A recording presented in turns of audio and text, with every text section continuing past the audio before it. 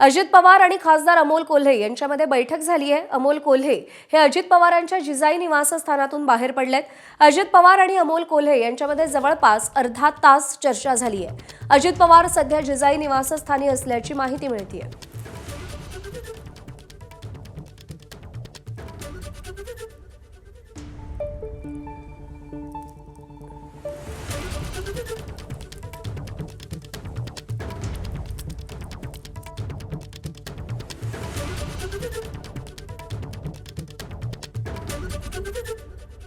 मंदार गोंजारी आपले प्रतिनिधी आपल्याला या सगळ्या संदर्भात अधिक अपडेट देतील। मंदार, युतीच्या चर्चा फिसकटल्यानंतर होणारी ही बैठक अत्यंत महत्त्वपूर्ण आहे। काय अपडेट्स आहेत त्या बैठकीसंदर्भात? सगळ्यात आधी ही गोष्ट आपण लक्षात घ्यायला हवी की अजित पवारांच्या राष्ट्रवादी काँग्रेससोबत शरद पवारांच्या पक्षाची आघाडी होणार का याबद्दल कुठलीही स्पष्टता नाही किंवा शरद पवारांचा राष्ट्रवादी काँग्रेस पक्ष महाविकास आघाडीमध्ये सहभागी होणार का याबद्दलही कोणती स्पष्टता नाही। या पक्षाचे नेते दोन्ही बाजूंशी बोलणी करताना आपण पाहतो आहोत। आत्ता अमोल कोल्हे यांनी अजित पवारांची चर्चा केली, मात्र रात्री उशिरा झालेल्या बैठकीला याच पक्षाचे अंकुश काकडे, विशाल तांबे आणि आमदार बापू पठारे हे महाविकास आघाडीच्या बैठकीला देखील उपस्थित होते। आपल्याला जी माहिती मिळते आहे त्यानुसार अजित पवारांनी शरद पवारांच्या राष्ट्रवादी काँग्रेसला पुणे महापालिकेमध्ये काही मोजक्या जागा देऊ केल्यात आणि त्याचबरोबर घड्याळ या चिन्हावरती लढण्याची अट देखील घातलेली आहे आणि त्यामुळं ही अट मान्य नाही असं या पक्षातील नेत्यांचं म्हणणं आहे। दुसरीकडे चर्चा देखील होताना आपण पाहतो आहोत। अमोल कोल्हे अजित पवारांच्या भेटीला परवा रात्री देखील आलेले होते।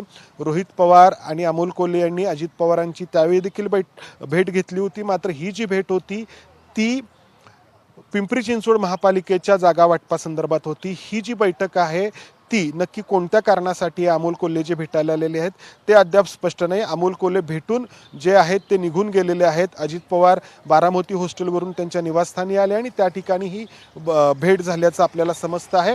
मात्र अजित पवारांचा राष्ट्रवादी काँग्रेस पक्ष हा शरद पवारांच्या पक्षासोबत युती करणार का, आघाडी करणार का याबद्दल कोणतीही स्पष्टता नाही। मी जसं सुरुवातीला म्हटलं, या पक्षाचे नेते दोन्ही बाजूंच्या चर्चामध्ये सहभागी होताना आपल्याला पाहायला मिळत आहेत।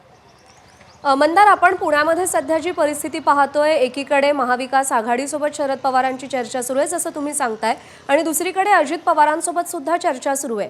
पण स्थानिक कार्यकर्त्यांचं काय? त्यांच्या मनात संभ्रम आहे, बरं हातात दिवस सुद्धा कमी आहेत प्रचारासाठी। स्थानिक कार्यकर्त्यांचं काय म्हणणं आहे?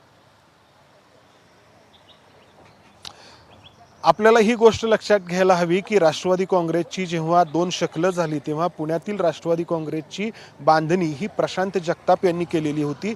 शहराध्यक्ष या नात्याने पदाधिकाऱ्यांची नेमणूक असेल किंवा वेगवेगळ्या पक्षाची उभारणी, वेगवेगळ्या पद्धतीनं पक्षाची उभारणी करणं असेल, हे प्रशांत जगतापांनी केलं होतं। आणि काल ते जेव्हा काँग्रेसमध्ये दाखल झाले तेव्हा त्यांच्यासोबत आधी ते ज्या पक्षात होते त्या राष्ट्रवादी काँग्रेसचा एक मोठा गट देखील त्यांच्यासोबत काँग्रेसमध्ये दाखल झालेला आहे। काल त्यांचे देखील प्रवेश मुंबईमध्ये पार पडलेले आहेत। त्यामुळं आत्ता खूप मोठं संभ्रमाचं वातावरण शरद पवारांच्या राष्ट्रवादी काँग्रेस पक्षामध्ये आहे, अजित पवारांच्या राष्ट्रवादी काँग्रेस पक्षामध्ये देखील आहे। मात्र एक गोष्ट इथं नमूद करायला हवी की अजित पवारांच्या राष्ट्रवादी काँग्रेसचे नेते सातत्याने शरद पवारांच्या पक्षासोबत आपली आघाडी होईल हे सांगतायत, निक्षून सांगतायत की आमची आघाडी ठरलेली आहे। एवढंच नाही तर घड्याळ चिन्हावरती देखील लढायचं ठरलेलं आहे। मात्र दुसरीकडे शरद पवारांच्या पक्षाचे जे नेते आहेत ते मात्र संभ्रमात असल्याचं आपल्याला पाहायला मिळतं। एकीकडे ते अजित पवारांच्या पक्षासोबत देखील चर्चा करतायत आणि दुसरीकडे महाविकास आघाडीच्या चर्चेला देखील ते उपस्थित राहत आहेत। आणि कार्यकर्त्यांच्या बद्दल तू जे विचारलंस तर कार्यकर्ते मात्र पूर्णपणे गोंधळलेले आहेत। एक मोठा गट प्रशांत जगतापांसह काँग्रेसमध्ये दाखल झालेला आहे। जे उरलेले कार्यकर्ते आहेत त्यांना समजत नाही की आपलं नक्की होणार काय, कारण ही निवडणूक कार्यकर्त्यांची निवडणूक म्हटली जाते। ज्यांना राजकारणामध्ये पुढे जायचंय, करिअर करायचंय, त्यांना नगरसेवक बनणं ही पहिली पायरी असते त्यांच्यासाठी। मंदार, अपडेट जाणून घेत राहू या सगळ्या संदर्भातले। तुर्तास धन्यवाद दिलेल्या माहितीसाठी। एबीपी माझा, उघडा डोळे बघा नीट।